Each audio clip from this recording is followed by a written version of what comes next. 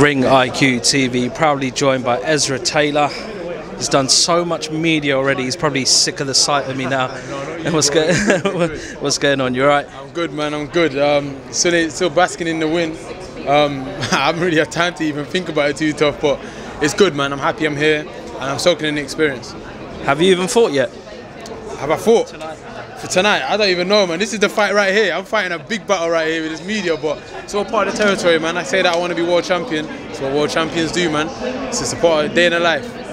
The reason I say that, this was meant to be a test you chose so early on in your career, and you dealt with it very, very well.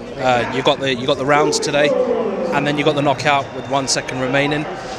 Break down your performance today. I feel like it was good, man. I executed good discipline, stayed on what I've been told to do, but there's so many things that I need to improve. But I'm happy that I was able to let that be seen tonight, you know? So I can go back, work on it, come back as a better fighter. That was a better performance in my last fight. What more can I ask for, man? And I made it entertaining. I got him out with the last second. I don't even know, that could be a record or something, I ain't even too sure. But I managed to do what I've been working on in the gym, so I'm happy, man. Do you think you could have let your hands go a lot earlier or not? 100%, but again, it's down to discipline and listen to your coaches. They didn't tell me to do that. They told me to stay on what I'm good at. And what I've realised that I'm good at letting my hands go as well, so maybe start implementing more of that in the fights. Because when these hands go, they're kind of lethal, man, I can't lie. So why not, man? I believe in myself, I'm confident, we work hard. So the next time you see me, it's going to be another devastating performance. What did he bring out of you tonight that no one else has already? He made me deal with good experience. He was an experienced operator. He was doing things that people probably didn't see. But he was acting like he was hurt at times, trying to draw me in, trying to counter, and he caught me a few times as well. But the motto is hit and don't get hit. So my coaches don't tell me to go out there and get hit. They told me to go out there and do a job, and that's what I should have done. But I had to stick to it, man. Sometimes when you get punched in your face, it's hard to stick to your game plan. But I had to stick to it, regather myself and go out again, man. And I did 8 rounds and I feel like I did it well. And I managed to get the job done as well in a very good fashion towards the end. Why do you think you're so composed with obviously less experience than your opponent tonight? What makes you so composed in the ring and just recollect your thoughts, and do you know what I mean, like in different situations you seem so calm? Because I worked so hard.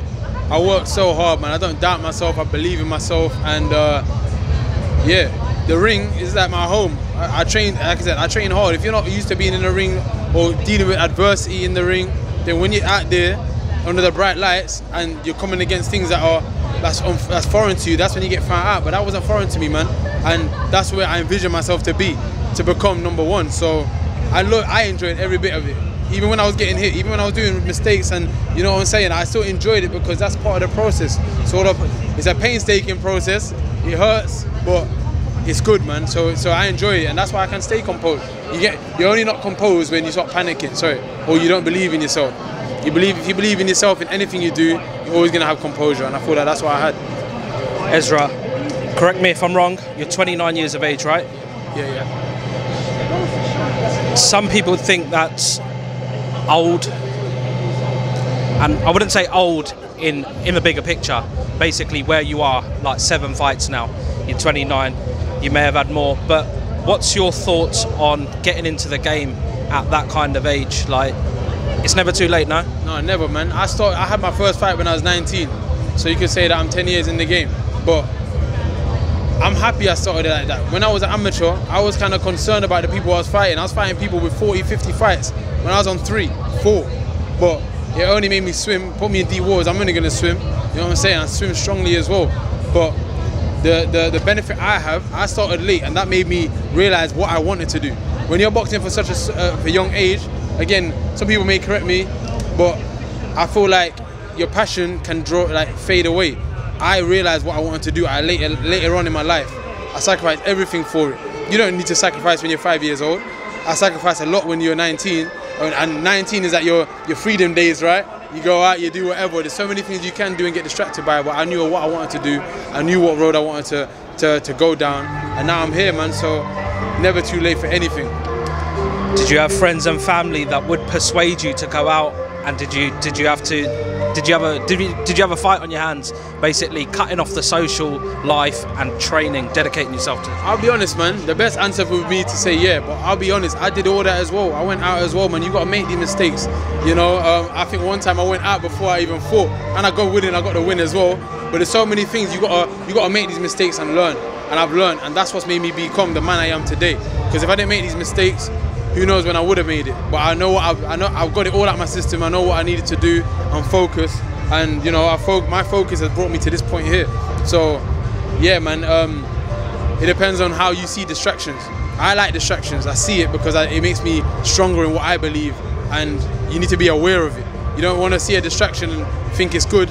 I know a distraction if it's bad or good for me, you know, and then yeah, as I said, I live the lifestyle, and I'm here, man. What sort of pace do you want to move at? Do you want to get a move on, or do you still want to take your time? I feel like I just want to keep moving at the pace I am moving at now.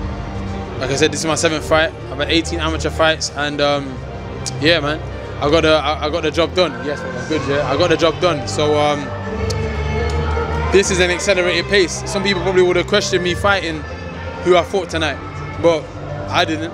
I went out there and did my thing. So this is the pace I want to keep moving at. Momentum as well, and activity. Now, I do want to mention someone, not in terms of you fighting next or 3 fights down the line, but in terms of kind of downplaying your performances or the position you're at, your journey, and it's Ben Whittaker. Do comments that Ben makes, does it affect you in any way? No way, man. No one affects me, man. I know, you know, it's boxing. We're full of critiques. There's a lot of it, but we need that for boxing. And other boxers talking about other boxers, that's great. Ben Whittaker, I wish him the best over there. You do your thing over there, and hopefully one time I'll be able to push my fist through your face, and then we can, you know, end all the talk and talk with our fists. But until then, I'm just focused on what I need to focus on. He's a light heavyweight. He's in my division, and then if I need to brush him out of the way, I'll brush him out of the way as well. Have you had any back and forth messages with him before? A little bit. We've had our little talks. You know, we've had our little thing, and you know, it's good to have rivalries in boxing as well. And if you're comparing me to him, so be it. You know, hopefully he goes on to do great things. And like I was saying before, I know I'm gonna. So see if I see you at the top or I'll see you in the middle to propel to the top. Can you share some of the messages? He's talking. He's just a liar. He's a joker, man. Like overall, he's just a joker. Whatever he's saying about me, I don't think he's gonna. I don't think he talks anymore.